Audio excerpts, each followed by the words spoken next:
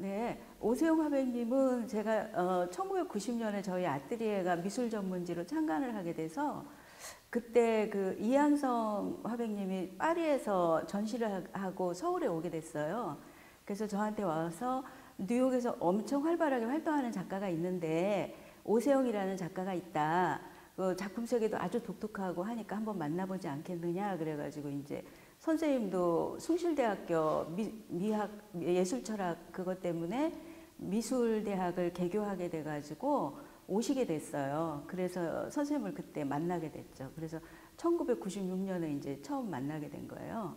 그때 선생님은 항상 혼자 오시는 게 아니라 장옥자 사모님이 이제 둘이 같이 오세요. 그래서 작품에 대해서 얘기하는데 굉장히 그 신선했던 게 뭐냐면 그때 무렵에 한국 작가들은 대체적으로 이 미술 재료에 대해서 활발하게 사용을 하지 못하셔가지고 뭐 전반적인 그 화폭의 그 색채가 좀 컴컴해요. 왜냐하면 여러 가지 색깔이 섞이니까. 근데 이제 오세영 선생님께서 이제 하시는 말씀이 화가는 색채에 예민해야 한다.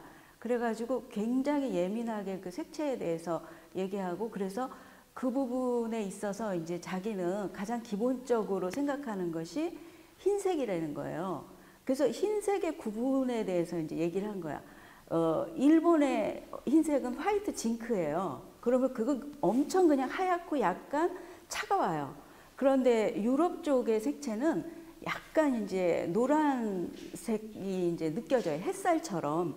그래서 그걸 기반으로 해가지고 기본적인 바탕을 하고 거기에 이제 자기가 동양의 그 한국의 정신을 기본적으로 해서 태극의 괴와 효와 이 부분을 갖다가 형상화해서 작품을 만들어내는 게 자기의 기본적인 거라 그러더라고요. 그리고 이제 선생님께서는 가장 그 예술가라는 거는 서로 사람이 가야 할 그 인생의 상황이 아니냐. 그래서 이제 인을 중심으로 항상 화면에 사람을 중심으로 작품을 넣는다고 해요.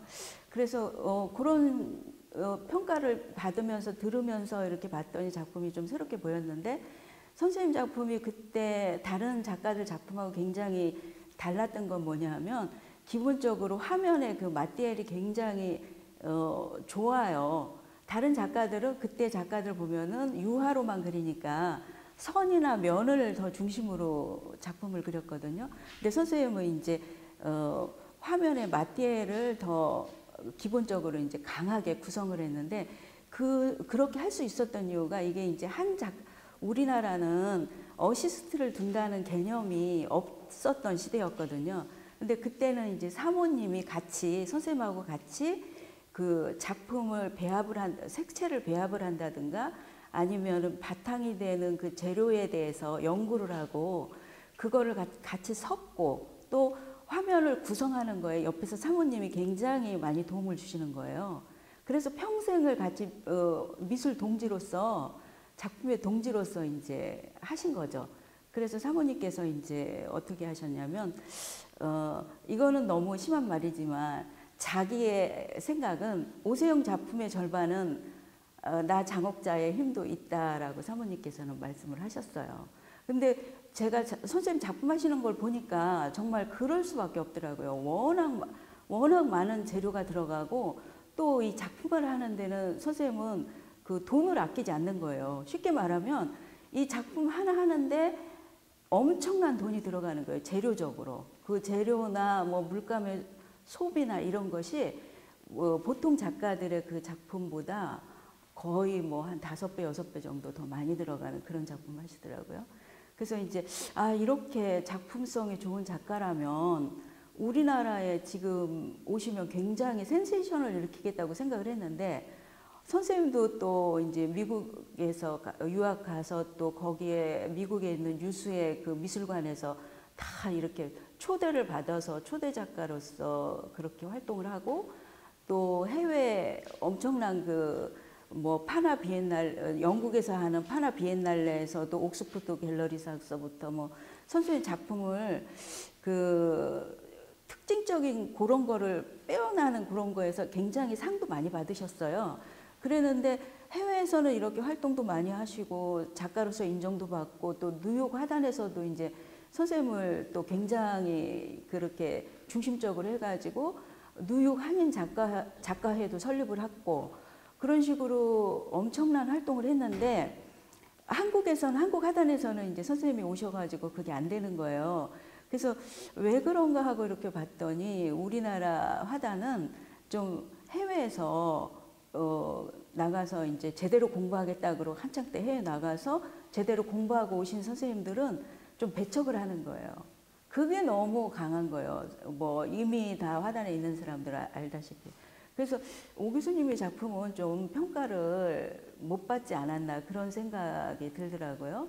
그리고 또 이제 오 교수님 같은 경우에는 작품이 특별히 이렇게 좋은 이유가 작가의 작품은 사실은 변질돼서는 안 되거든요. 아마들 많이 들으셨을 거예요. 뭐 어느 작가가 뭐 하루아침에 한강변에 가가지고 작품을 그동안 해왔던 작품을 모두 다 태워버렸다.